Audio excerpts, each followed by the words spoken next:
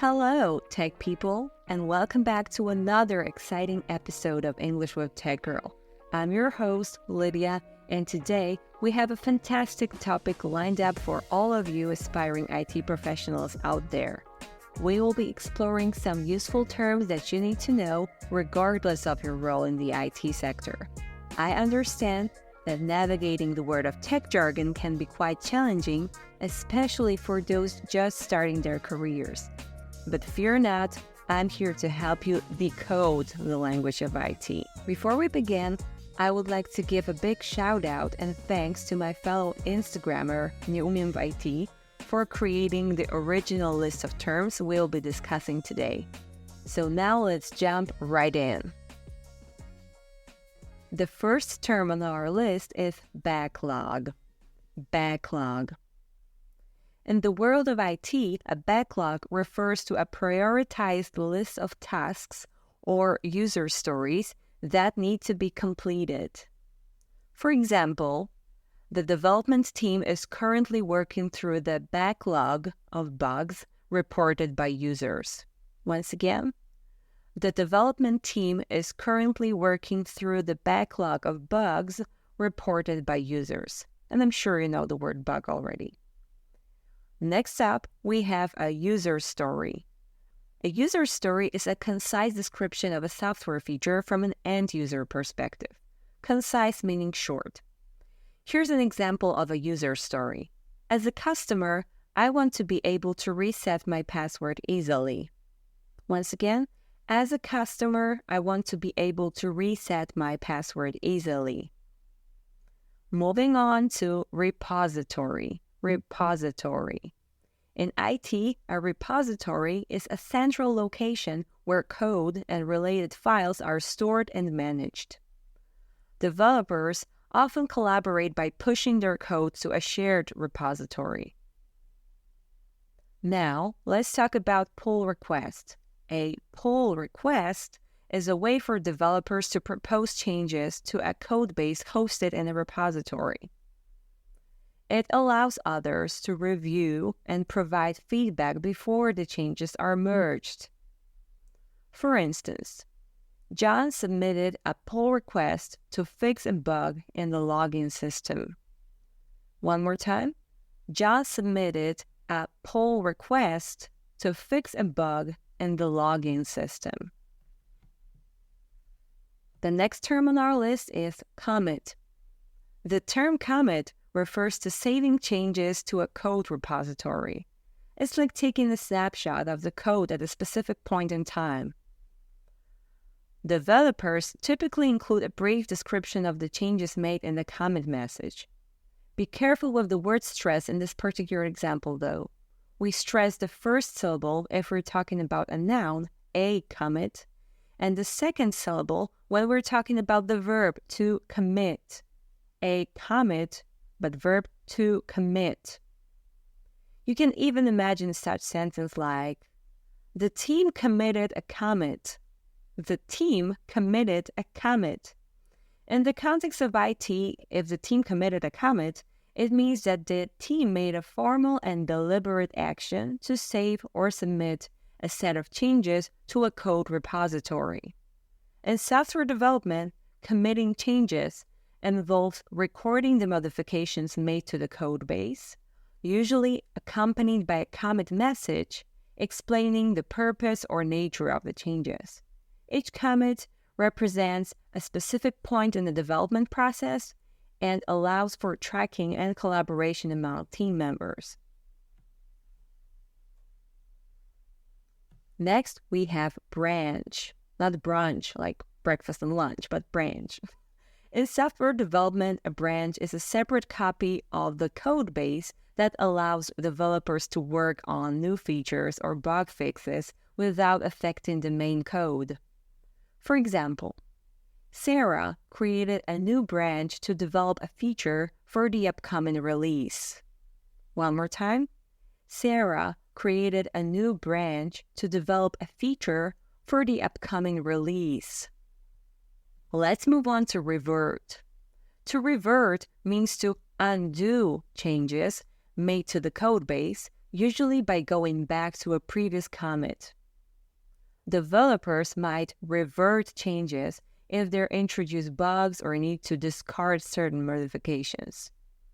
Now, what if we need to undo a series of changes and return to a previous version of the software? That's where rollback comes into play. Rollback. Rolling back involves reverting multiple commits or change sets. For instance, the team decided to roll back to the previous version of the application due to critical bugs in the latest release. Let me repeat.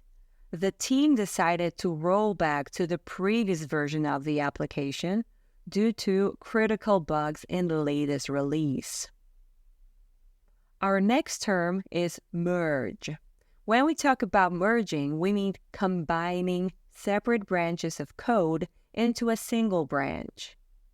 This is often done when developers complete their work on a feature or bug fix.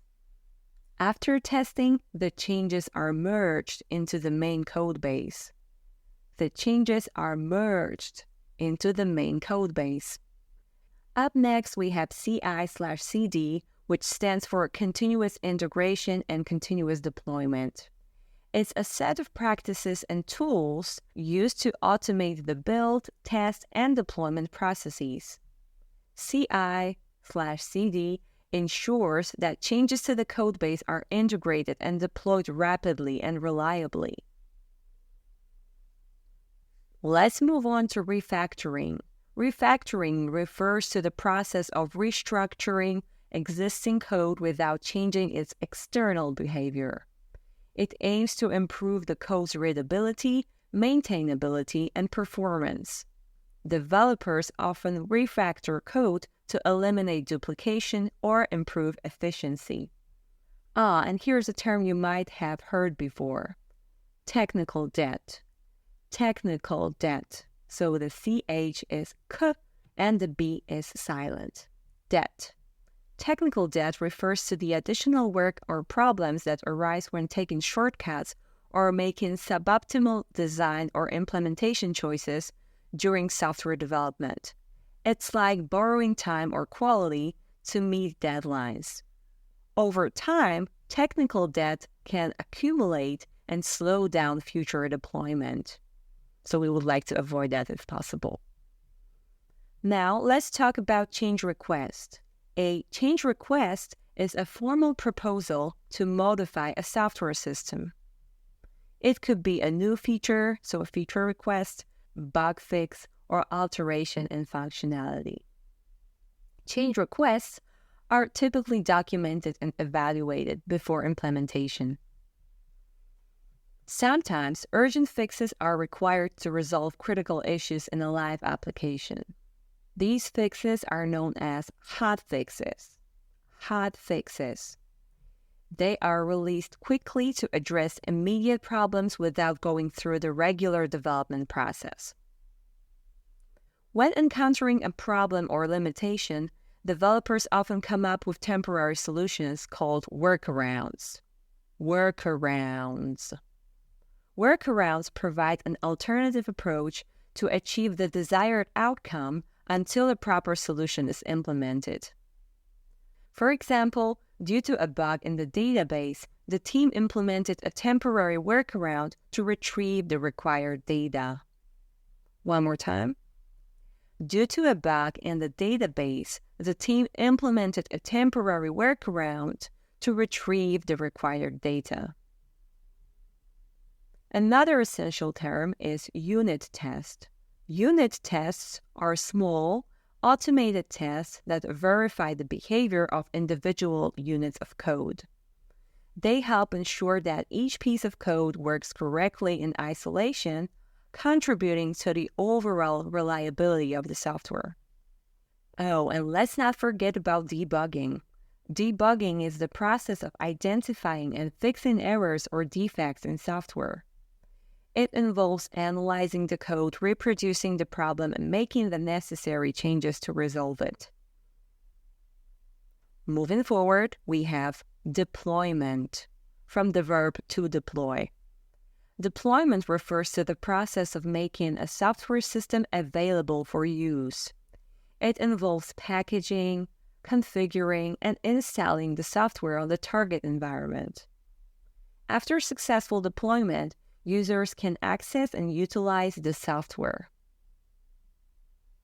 Finally, we have release. A release is a specific version of a software product that is made available to users. It often includes a set of new features, bug fixes, and improvements, also known as tweaks.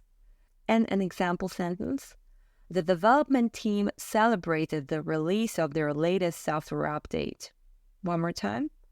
The development team celebrated the release of their latest software update. And there you have it, folks. We've covered a wide range of terms that are commonly used in the world of IT. Understanding these terms will undoubtedly give you a head start in your IT career. Once again, a big thank you to Nyomi IT for compiling this fantastic list. If you enjoyed this episode and found it helpful, be sure to share it with your friends who are also interested in pursuing a career in the IT sector. This episode of English with Tech Girl was produced and edited by its host, Lidia.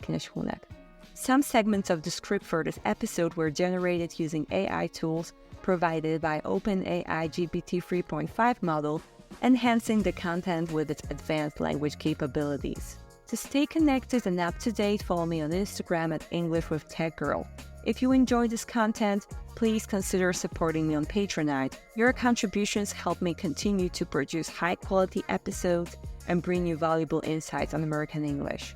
Plus, there's an extensive list of perks coming from becoming a patron or matron, including but not limited to having access to podcast transcripts or even downloading exclusive workbooks with tasks that cover the vocabulary from each episode.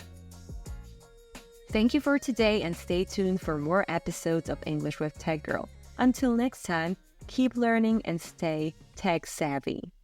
Bye.